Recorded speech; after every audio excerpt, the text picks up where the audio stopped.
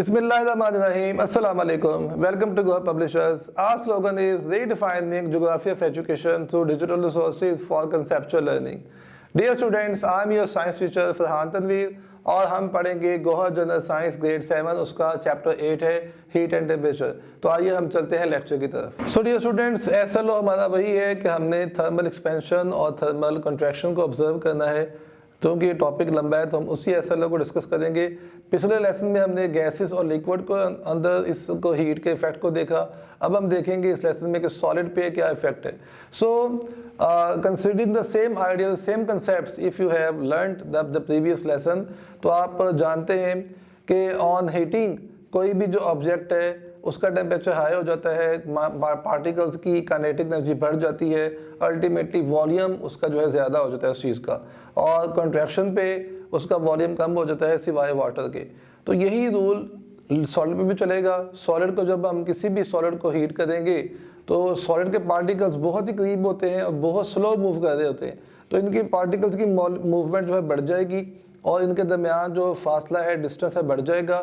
So ultimately एक point ऐसा आएगा कि वो जो सॉलिड ऑब्जेक्ट है वो कन्वर्ट हो जाएगा लिक्विड में।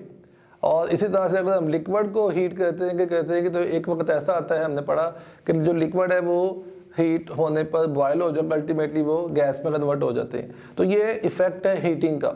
और जब हम किसी भी चीज़ को कूल करेंगे, उसमें से हीट निकालते हैं, हम उसको कूल डाउन करेंगे तो उसका वॉल्यूम ऐसा ऐसा कम हो जाता है।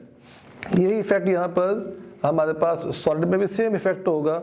और इस इफ़ेक्ट को हम ध्यान में रखते हुए जब भी हम कंस्ट्रक्शन करते हैं, जब भी हम चीज़ों को बनाते हैं, हम रेलवे लाइंस बनाते हैं, हम ब्रिज बनाते हैं, हम बिल्डिंग्स बनाते हैं, तो जब भी हम कहीं पर मेटल्स को यूज़ कर रहे हैं, कहीं पर हम सॉलिड्स को यूज़ कर रहे हैं, तो हम लाजमी तौर पे ये ख्याल करते हैं कि कल को हीट बढ़नी है या कम होनी है, टेम्परेचर इन्वायरमेंट का हाई होना ज़्यादा होना है, हम इन चीज़ों को लाजमी फोकस करते हैं।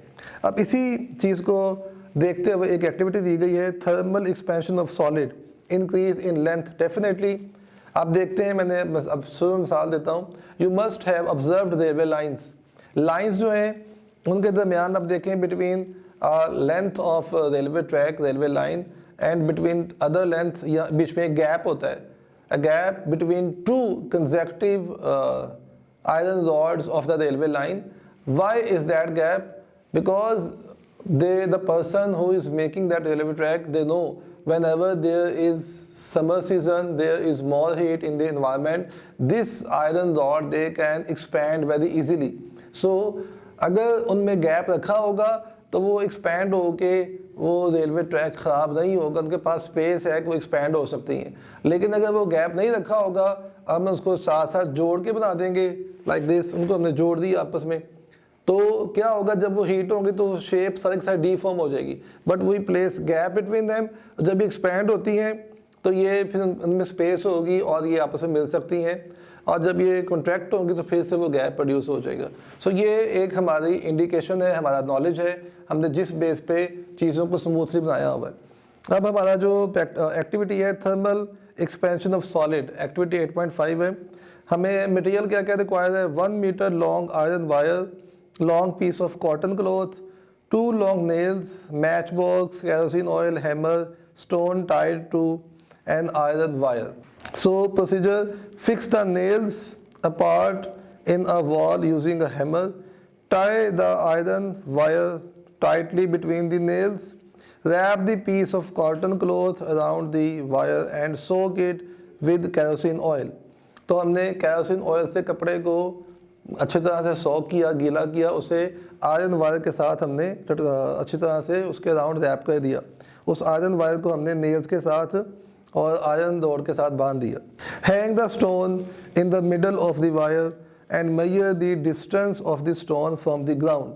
तो हमने हैंग उसके साथ एक स्टोन बांधा आयरन वायर के साथ और उसका डिस्टेंस ज़मीन से मेजर किया कितना है। Now we see, set the cotton cloth on fire, wait a few minutes, notice the height of stone when the iron wire is heated. So dear student, can you imagine what will happen.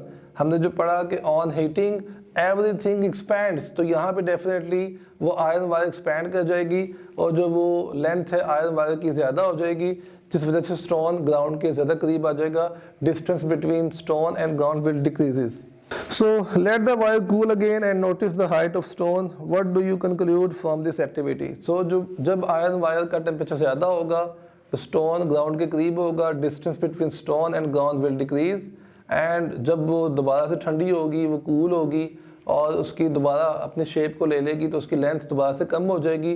So distance between stone and ground will increase again. So इसकी application हमारे पास क्या है? सबसे पहले है thermal expansion of solid की application पहली है riveting. Rivets are used to join 2 और मोर मेटल प्लेट्स. रिवेट्स क्या होते हैं? जो 2 मेटल प्लेट्स को आपस में ज्वाइन करने के लिए हम यूज़ करते हैं. होता क्या है? A hole is drilled through the metal plates. A hot rivet is driven through the holes in the metal plates. One end of the rivet is hammered to form a new rivet head. When cools, the rivet will contract and bind the metal plates tightly together.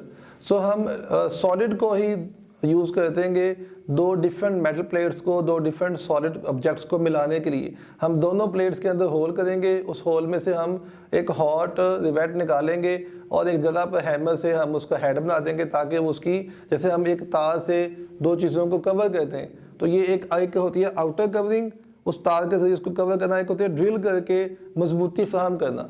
तो ये अक्सर different procedures के अंदर ये काम किया जाता है, जिसके ज़रिए जब वो मेटल दोनों सारी की सारी मेटल्स ही हैं, जब ये कूल होंगी तो ये बहुत फर्मली इनका जो है वो एक बॉन्ड बन जाएगा, वो टूटना उनको छोड़ना बड़ा मुश्किल हो जाएगा.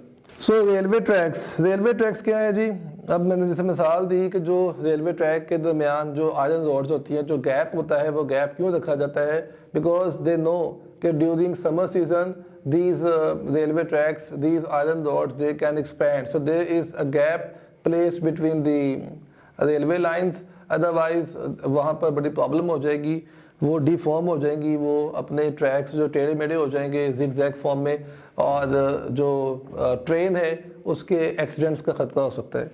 सो उसके बाद है ब्रिजेस में जब हम आयरन से ब्रिज बनाते हैं, अगेन हम ये पता होता है कि ड्यूरिंग समर सीजन यहाँ पर थर्मल एक्सपेंशन और कंट्रैक्शन होगी. सो हम क्या करेंगे? हम उसके अंदर यूज़ करते हैं रोलर्स और स्लाइडिंग जॉइंट्स.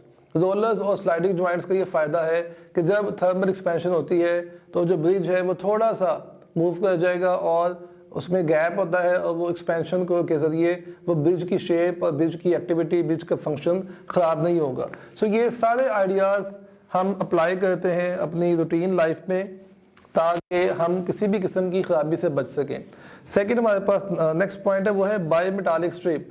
सो बायोमेटालिक स्ट्रिप क्या होती है? ये हम अक्सर बहुत सी इसकी एप्लीकेशन है हमारी लाइफ के अंदर.